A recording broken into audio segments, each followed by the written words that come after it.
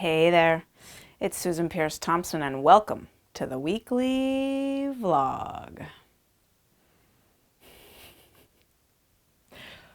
Where do we even start? Yeah, this is Susan Pierce Thompson coming to you from my basement with full hair and makeup and sparkly earrings and pajamas because I'm not going anywhere for a long time. I live in New York State, and yeah, my kids are home from school indefinitely. The gyms are closed, the restaurants are takeout only, the bars are closed. Yeah, schools are shut down.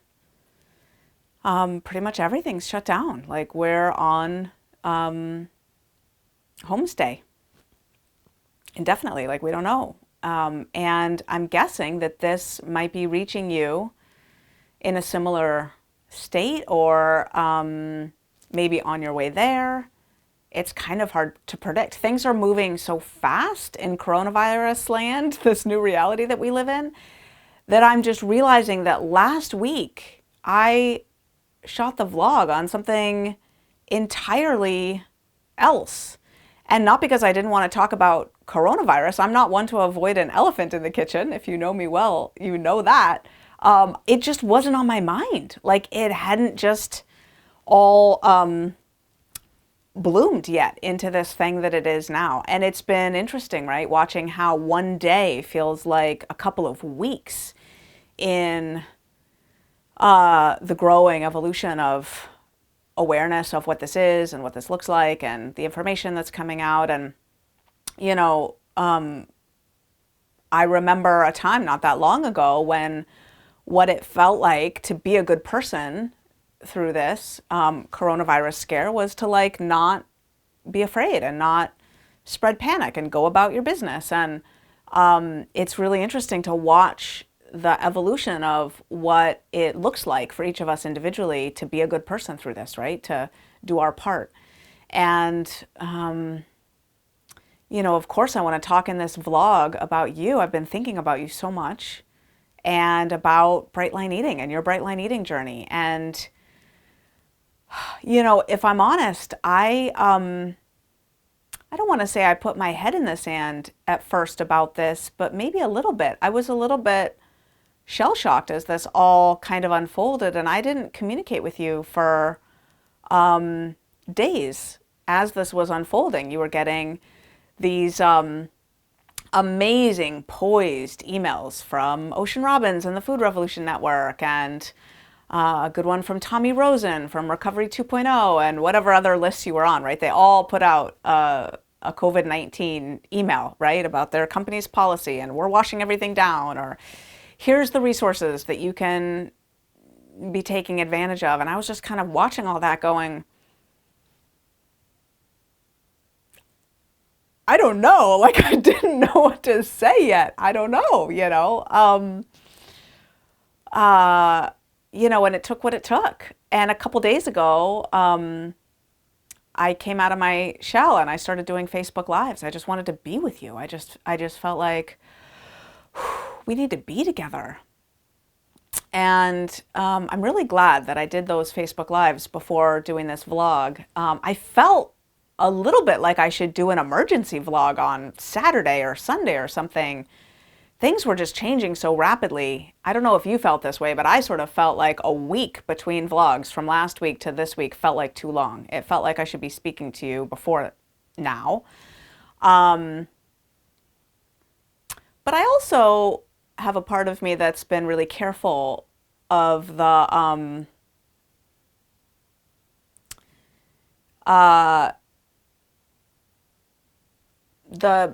don't know what to call it exactly, the viewpoint, maybe the notion that that I've got to jump in, right? That I've got to jump in and do something or save people or lead or something, right? Like I went into our communities. You know, we have a Bright Line Eating official public Facebook group, and we of course have our incredibly loving and supportive Bright Lifers group, and we've got people in the boot camp right now. And I just went into those communities and I was like, people are loving each other and supporting each other, and the Bright Line Eating team is amazing. And there was so much loving and being loved happening, and I was sort of like, okay, like it's happening. People are, getting their questions answered and loving on each other and leaning in. And so I just kept watching for a couple more days, and it took what it took. I think a lot of us maybe feel that way, that it's taking what it's taking for our own awareness of all this to sort of mature and evolve, and for us to get our bearings, right? The world is changing so fast. And, if you want to know how I am, the answer is probably a lot like you, right? Like up and then down and then up and then down, and sort of mixed, right? Like, I for sure have my moments where I'm like, I'm safe, I'm good, I'm okay, everything is okay. We're getting through this. We will get through this. Everything is going to be okay. And I'm seeing the beauty. And then other moments where I feel like I'm kind of flipping out, where my anxiety is skyrocketing. And I just got to say, that's a weird thing, is I am not prone to anxiety, like at all. I have a very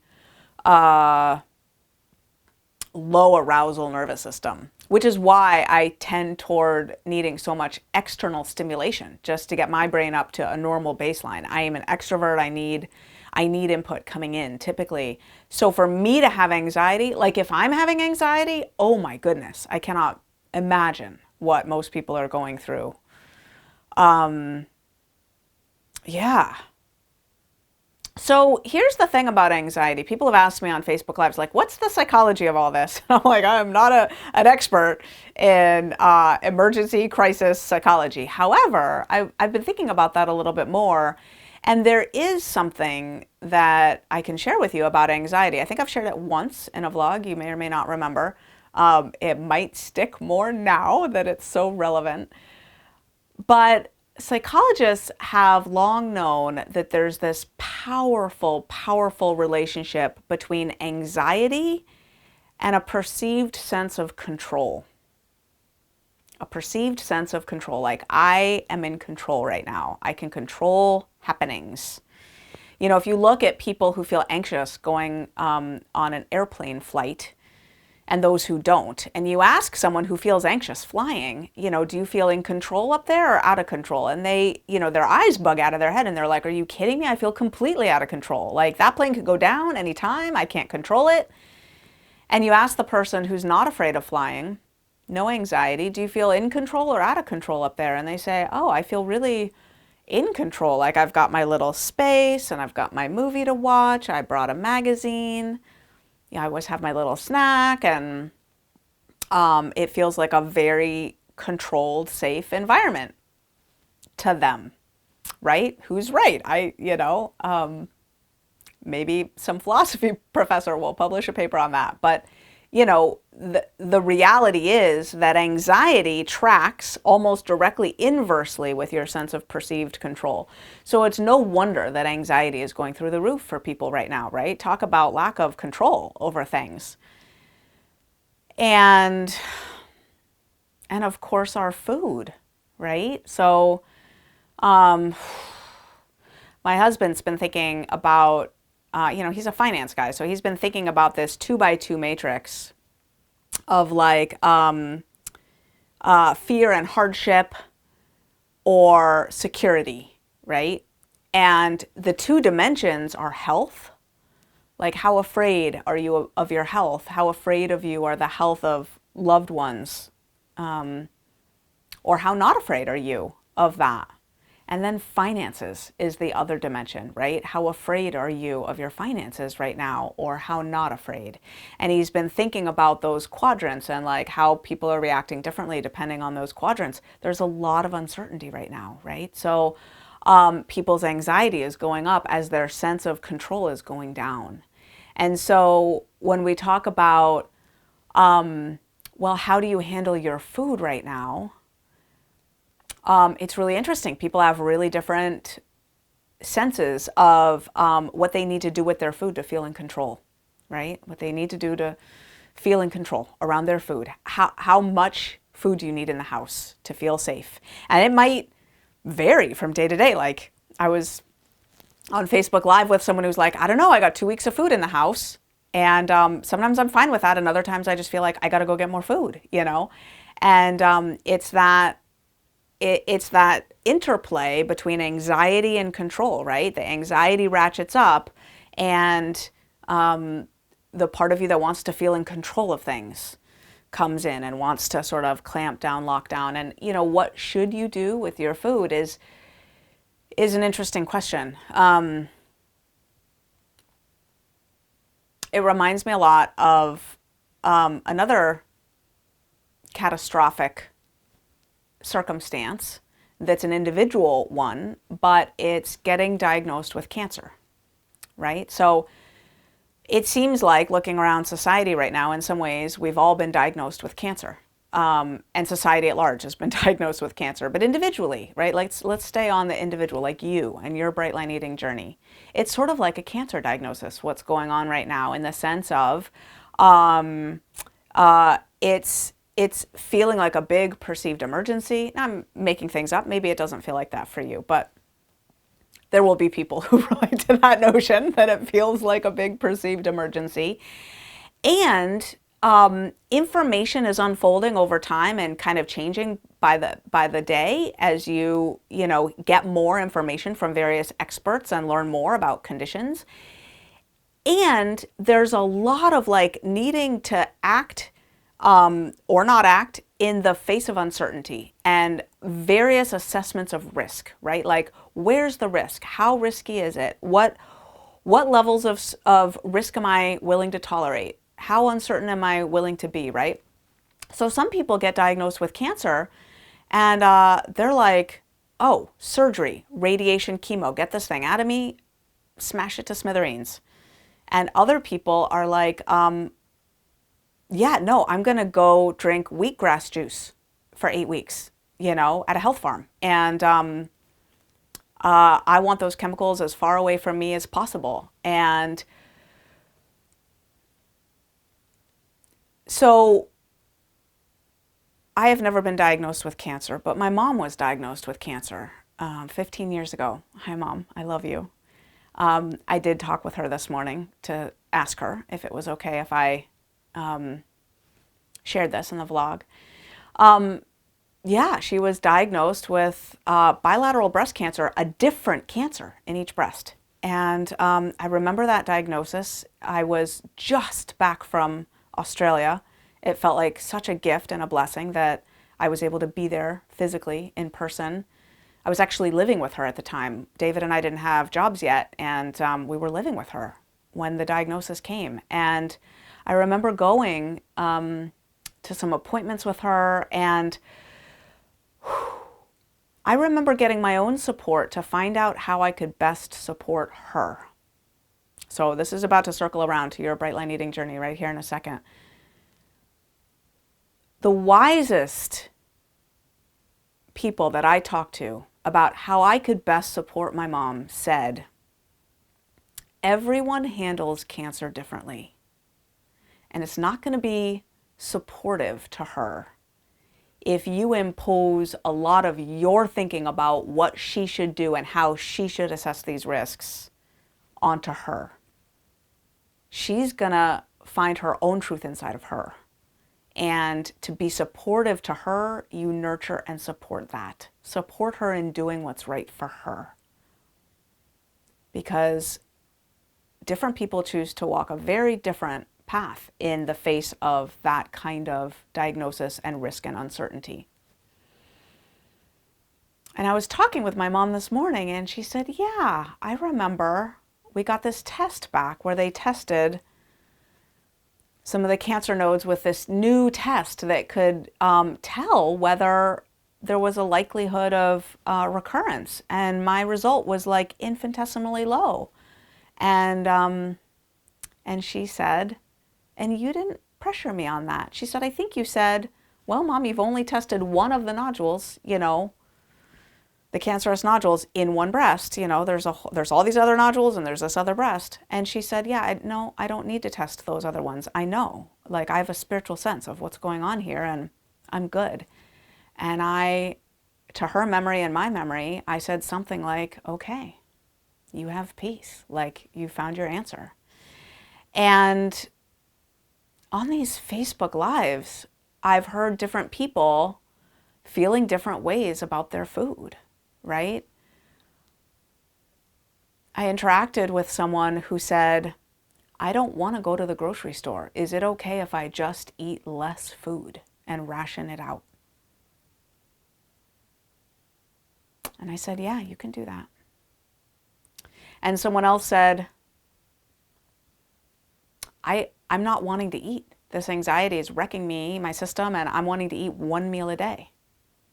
Is that okay? And I said, yeah, you can do that.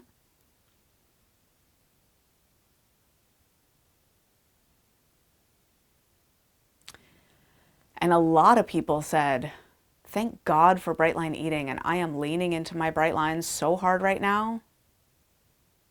And I said, yeah, you can do that.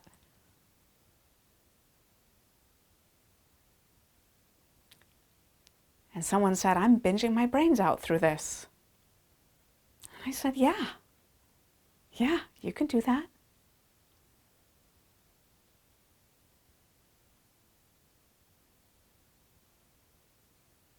And someone said, I haven't had sugar and flour in a lot of days, dozens and dozens and dozens and dozens of days, and I just found my hand in the cookie jar last night. What's up with that?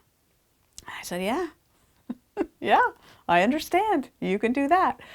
So here's the thing. I've talked about this in the vlog before, but we all have a stress bar, like picture a bar graph, right? We all have a stress bar and a support bar. Stress is not universally a bad thing. Everything worth anything in life carries some measure of stress with it. You want to be in human relationship with anybody, spouse, kids, anyone?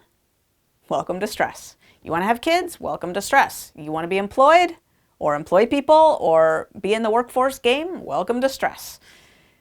Life is stressful, right? So the game of life is not to reduce your stress infinitely low. I don't recommend that. You'd be a limp noodle. We don't want you, like on the floor with no skeleton. You need some stress, right? Now, how much is hugely variable among people, but the key is you need your support bar higher. And what's just happened is our stress bars have just gotten ratcheted up. Ratcheted up. So where's your support bar and where's your support coming from?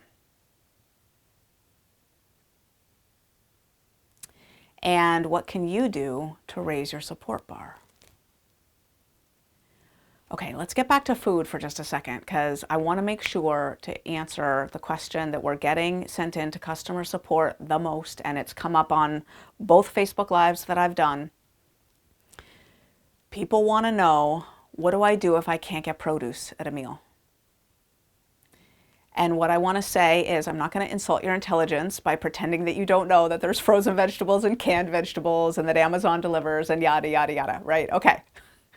But what if you can't get produce at a meal? What if you come to a meal and you don't have produce? It's okay. Substitute a serving of food from another category. Have an extra serving of protein instead.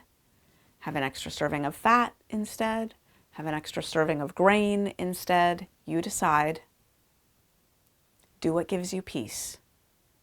But your lines are still bright, even if you don't have produce to eat. In general, no sugar, no flour, 3 meals a day. In general, keeping to your categories and quantities, weighing and measuring your food, sure. And stay sane and do what gives you peace. In the worst of the worst of the worst of the worst conditions, could you live on a 5-pound tub of oats for days? Yes. Would your lines still be bright? Yes.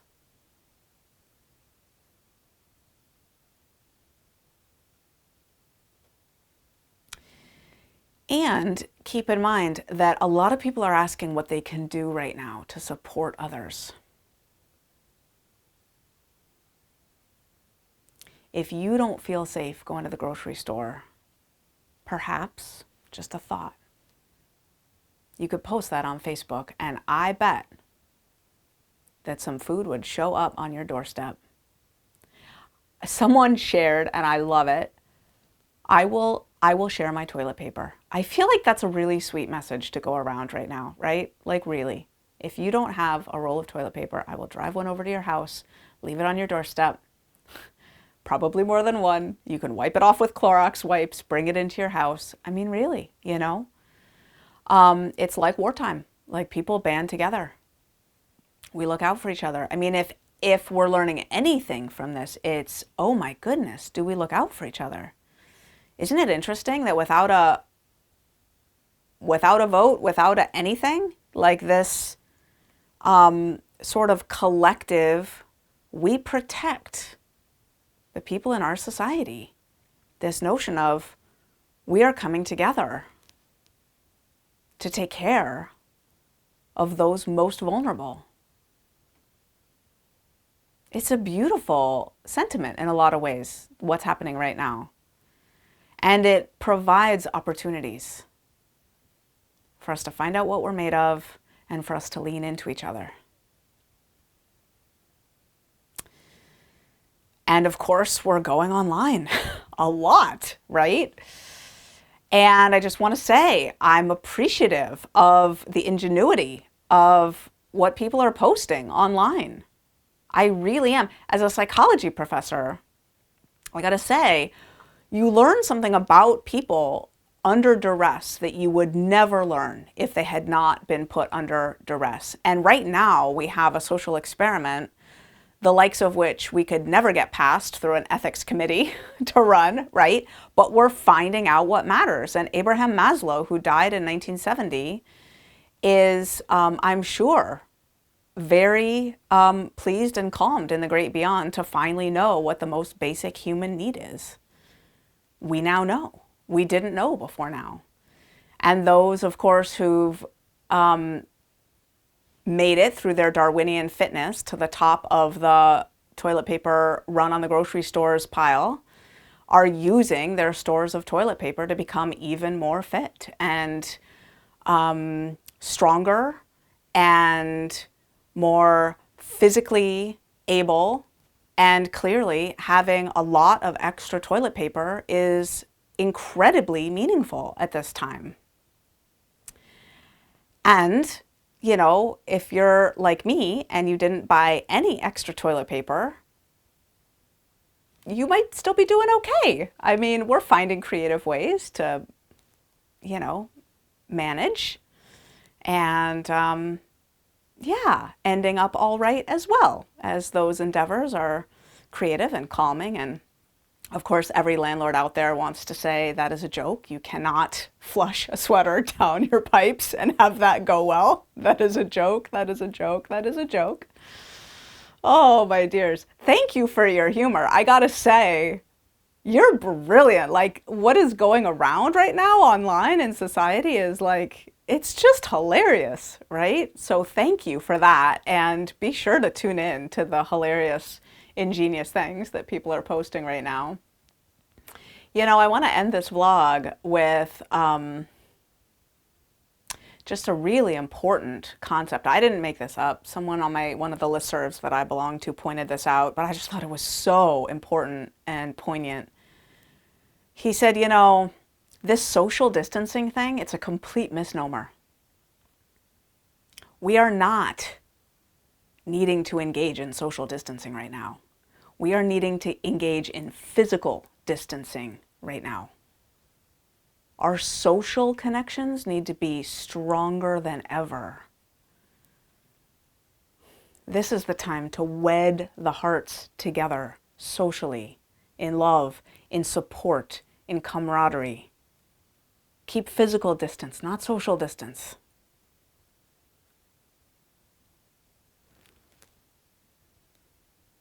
And if you need company, if you need just a breath and some sanity, come online. We are here. We are here. If your lines are bright and you're leaning into them, if you're eating your way through this, if you're somewhere in between and just noticing that the food is calling more than it has in a long time, we are here. I will be online doing Facebook Lives. Get into the Bright Line Eating official free public Facebook group.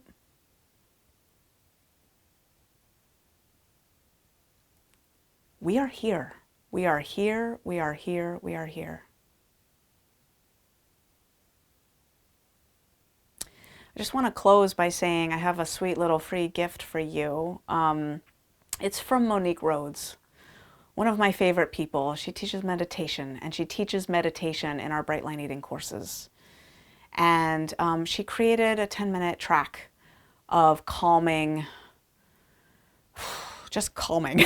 I listened to it right before I shot this vlog. I'm in my basement, I turned off the lights, I put on headphones, and I listened to this track. And I just want to give you access to it. It's free, it's down below. You just click there, you can put in your email address, and she'll send you the track. She's also making a lot of sleep tracks, because I think a lot of people are having a hard time sleeping right now, and she's making more sort of calm your thoughts, calm your mind, calm your spirit tracks. If you end up not wanting to be on her email list, just opt out, unsubscribe. You could do that with my list too. Like, you have control. You have control over a lot in your environment right now. And I hope that you can use this time to find some beauty that wouldn't have otherwise been there. My daughter Zoe and I went out into the woods behind our house today, and we built a teepee. We built a teepee, and we padded the bottom of it with moss that we got off the side of a hill.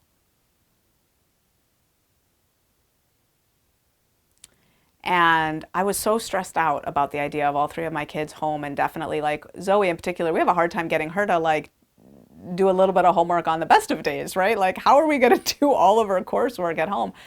They crushed it today. They just went through those packets of homework, and Zoe for a little bit disappeared, and then I stumbled upon her after we built that teepee, and she was doing this. She was just doodling. And this is what came out of her today, this afternoon before dinner. This is my daughter Zoe. She's 11, and that was her drawing today.